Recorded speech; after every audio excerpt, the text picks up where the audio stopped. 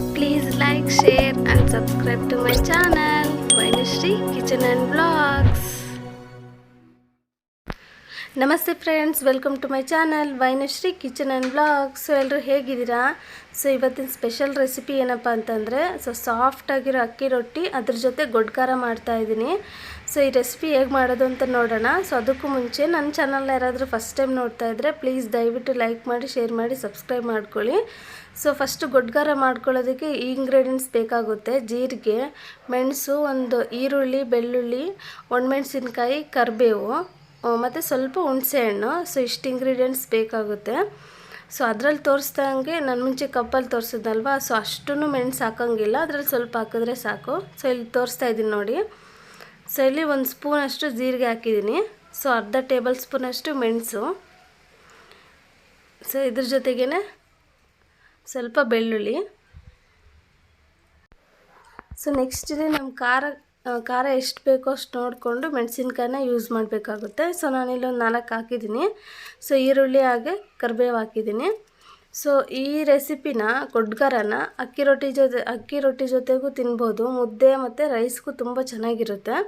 ಒಂದ್ಸಲ ಟ್ರೈ ಮಾಡಿ ನೋಡಿ, ತುಂಬ ಅಂದರೆ ತುಂಬ ಲೈಕ್ ಮಾಡ್ತೀರಾ ಇದನ್ನು. ಇಲ್ಲಿ ನಮ್ಮ ಸಿಸ್ಟರ್ ಮಾಡ್ತಿದ್ದಾರೆ ಈ ರೆಸಿಪಿನ. ಸೊ ಅವರೇ ಈ ರೆಸಿಪಿ ತುಂಬ ಮಾಡೋದು. ಸೊ ಅದಕ್ಕೆ ನಾನು ಇವತ್ತು ವೀಡಿಯೋ ಮಾಡ್ತಾಯಿದ್ದೀನಿ. ಸೊ ಇಷ್ಟನ್ನು ಫ್ರೈ ಮಾಡ್ಕೊಂಡ್ವಲ್ವ, ಅಂದರೆ ತುಂಬ ಫ್ರೈ ಆಗಬೇಕಾಗಿಲ್ಲ. ಸೊ ಮೀಡಿಯಮ್ ಆಗಿ ಫ್ರೈ ಆದರೆ ಸಾಕು. ಸೊ ಇದಕ್ಕೆ ಈಗ ಸ್ವಲ್ಪ ಹುಣಸೆಹಣ್ಣು ಮತ್ತು ಕೊತ್ತಂಬರಿ ಆ್ಯಡ್ ಮಾಡಿ ರುಬ್ಕೊಳ್ಳೋದಷ್ಟೇ. ಸೊ ಇಷ್ಟು ಮಾಡಿದ್ರೆ ಗೊಡ್ಕಾರ ರೆಡಿ ಆಗುತ್ತೆ. ಸೊ ಸಾಲ್ಟು ಅಷ್ಟೇ ಟೇಸ್ಟಿಗೆ ತಕ್ಕನಂಗೆ ಆ್ಯಡ್ ಮಾಡ್ಕೊಳ್ಳಿ.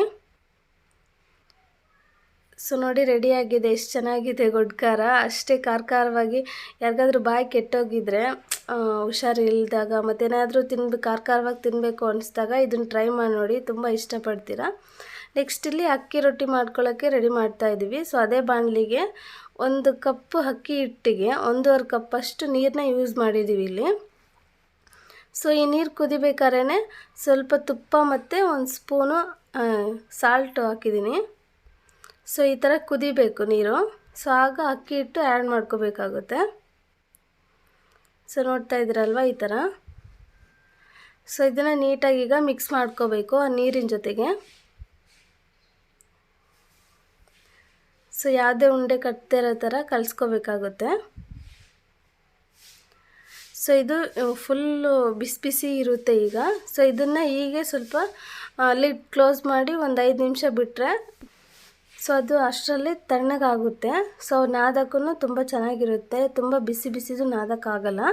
ಸೊ ಅದಕ್ಕೆ ಇಲ್ಲಿ ಒಂದು ಟೈಪು ಕೈ ಹತ್ರನೇ ತಟ್ತೀವಲ್ವ ರೊಟ್ಟಿನ, ಅದು ಒಂದು ಟೈಪಲ್ಲಿ ಮಾಡೋದು ತೋರಿಸ್ತಾ ಇದ್ದೀನಿ. ಇಲ್ಲಿ ನನ್ನ ತಂಗಿನೇ ತಟ್ತಾ ಇದ್ದಾರೆ. ಇದು ಬಟರ್ ಪೇಪರ್ ಇರುತ್ತಲ್ವ, ಸೊ ಅದಕ್ಕೂ ಸ್ವಲ್ಪ ಎಣ್ಣೆ ಹಾಕ್ಕೊಂಡು ತಟ್ಟಿದ್ರೆ ನೀಟಾಗಿ ಬರುತ್ತೆ. ಸೊ ಇದು ಒಂದು ಟೈಪಲ್ಲಿ ತಟ್ಬೋದು ನೋಡಿ, ಮಾಡ್ತಿದ್ದಾರೆ. ಸೊ ತುಂಬ ಅಂದರೆ ತುಂಬ ಸಾಫ್ಟಾಗಿ ಬರುತ್ತೆ ಅಕ್ಕಿ ರೊಟ್ಟಿ ಅಂತೂ ಈ ಮೆಥಡಲ್ಲಿ ಮಾಡಿದ್ರೆ. ಸೊ ನಾವು ಮುಂಚೆ ತಣ್ಣೀರಲ್ಲೇ ಕಲಸೋದು, ಅದಂದರೆ ತುಂಬ ಪ್ರಾಸೆಸ್ ಲೇಟ್ ಆಗ್ತಾಯಿತ್ತು, ಅದು ಸ್ವಲ್ಪ ಗಟ್ಟಿನೂ ಆಗ್ತಾಯಿತ್ತು. ಬಟ್ ಈ ಮೆಥಡ್ ನನ್ನ ತಂಗಿ ಹೇಳಿದ್ಮೇಲೆ ತುಂಬ ಅಂದರೆ ತುಂಬ ಸಾಫ್ಟಾಗಿತ್ತು ಅಕ್ಕಿ ರೊಟ್ಟಿ, ಅಷ್ಟು ಚೆನ್ನಾಗಿ ಬರುತ್ತೆ. ಈಗ ಫಸ್ಟ್ನೇ ಮಾಡ್ತಾ ಇರೋದೇ ವೈನಿಗೆ ಮಾಡಿಕೊಡ್ತಿದ್ದಾಳೆ ಅಕ್ಕಿ ರೊಟ್ಟಿನ. ನೋಡೋಣ ಹೇಗೆ ಬರುತ್ತೆ ಅಂತ. ಸೊ ಇಲ್ಲಾಗಲೇ ಕಡಾಯಿ ಕಾಯೋದಕ್ಕಿಟ್ಟಿದ್ವಿ. ಸೊ ಡೈರೆಕ್ಟ್ ಈ ಥರ ಹಾಕೋದಷ್ಟೇ. ಸೊ ನೀಟಾಗಿ 2 ಕಡೆನೂ ಬೇಯಿಸ್ಕೋಬೇಕು. ನೆಕ್ಸ್ಟ್ ಇಲ್ಲಿ ಇನ್ನೊಂದು ಮೆಥಡು. ಸೊ ಏನಪ್ಪ ಅಂತಂದರೆ ಈ ಥರ ಲಟ್ಟಣಿಗೆಯಲ್ಲೇ ನಾವು ಚಪಾತಿ ಹೆಂಗೆ ಒಸಿತೀವೋ ಸೊ ಅದೇ ಟೈಪಲ್ಲೇ ಒಸಿಬೋದು. ತುಂಬ ಅಂದರೆ ಈಸಿ ಆಗಿಬಿಡುತ್ತೆ. ಅಂದರೆ ಬೇಗ ತಟ್ಟೋದು ಸ್ವಲ್ಪ ಲೇಟ್ ಆಗುತ್ತೆ. ಸೊ ಈ ಥರ ಒಸೆಯೋದ್ರಿಂದ ಈಸಿಯಾಗಿ ಕ್ವಿಕ್ಕಾಗಿ ಆಗುತ್ತೆ. ನನಗೆ ಈ ಮೆಥಡ್ ತುಂಬ ಇಷ್ಟ ಆಯಿತು. ಮತ್ತು ಇದೇನೆಂದರೆ ಒಳ್ಳೆ ಪೇಪರ್ ಥರ ಬರುತ್ತೆ ಅಕ್ಕಿ ರೊಟ್ಟಿ, ಅಷ್ಟೊಂದು ತೆಳುವಾಗಿ ಬರುತ್ತೆ, ಸಾಫ್ಟಾಗಿರುತ್ತೆ. ತಿನ್ನೋಕ್ಕಂತೂ ತುಂಬ ಟೇಸ್ಟಿಯಾಗಿರುತ್ತೆ, ಚೆನ್ನಾಗಿರುತ್ತೆ. ನೋಡಿ ಎಷ್ಟು ಅಗಲ ಆಯಿತು ರೊಟ್ಟಿ. ತಟ್ಟಿದ್ರೆ ಇಷ್ಟು ಅಗಲ ಬರುತ್ತೆ ಇಲ್ವೋ ಗೊತ್ತಿಲ್ಲ, ಬಟ್ ಈ ಥರ ಒಸೆಯೋದ್ರಿಂದ ಮಾತ್ರ ತುಂಬ ಅಗಲನೂ ಬರುತ್ತೆ, ಪೇಪರ್ ಥರ ಬರುತ್ತೆ ಅಕ್ಕಿ ರೊಟ್ಟಿ, ತುಂಬ ಚೆನ್ನಾಗಿ ಬರುತ್ತೆ. ಸೊ ನೋಡ್ತಾ ಇದ್ರಲ್ವ, ಈ ಥರ ನೀಟಾಗಿ ಬೇಯಿಸ್ಕೋಬೇಕಾಗುತ್ತೆ 2 ಸೈಡೂ. ನೋಡಿ ಇಲ್ಲಿ ಒಳ್ಳೆ ಪೇಪರ್ ಎದ್ದಂಗೆ ಎದ್ದೇಳ್ತಾ ಇದೆ. ಸೇಮ್ ಚಪಾತಿ ಹೆಂಗೆ ಸಾಫ್ಟಾಗಿರುತ್ತೋ ಆ ಥರನೇ ಬಂದಿದೆ ಅದು. ಸೊ ಇನ್ನೇನು ರೆಡಿ ಆಯಿತು ಅಕ್ಕಿ ರೊಟ್ಟಿ. ನೋಡಿ ಇಲ್ಲಿ ಇಟ್ಕೊಂಡು ನನ್ನ ತಂಗಿ ಕ್ರಷ್ ಮಾಡ್ತಿದ್ದಾರೆ.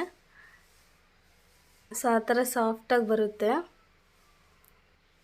ಸೊ ಇದಕ್ಕೆ ನಾವು ತುಪ್ಪ ಆ್ಯಡ್ ಮಾಡಿಕೊಂಡು ತಿನ್ಬೋದು, ತುಂಬ ಚೆನ್ನಾಗಿರುತ್ತೆ. ಮಕ್ಕಳಿಗೆ ಇದ್ರ ಜೊತೆಗೆ ತುಪ್ಪ ಹಾಕ್ಕೊಟ್ರೆ ತುಂಬ ಇಷ್ಟಪಟ್ಟು ತಿಂತಾರೆ. ಸೊ ಇಲ್ಲಿ ತುಪ್ಪ ಆ್ಯಡ್ ಮಾಡ್ತಿದ್ದಾಳೆ. ಸೊ ನೋಡಿದ್ರಲ್ವ, ರೆಸಿಪಿ ಇಷ್ಟೇ ಫ್ರೆಂಡ್ಸ್. ಒಂದ್ಸಲ ಟ್ರೈ ಮಾಡಿ ನೋಡಿ, ತುಂಬ ಲೈಕ್ ಮಾಡ್ತೀರಾ. ಯಾರಿಗಾದರೂ ಇಷ್ಟ ಆದರೆ ಪ್ಲೀಸ್ ದಯವಿಟ್ಟು ಕಮೆಂಟ್ ಮಾಡಿ ಚೆನ್ನಾಗಿದೆ ಅಂತ. ಈ ವಿಡಿಯೋ ಇಲ್ಲಿಗೆ ಎಂಡ್ ಮಾಡ್ತಾಯಿದ್ದೀನಿ. Thank you for watching.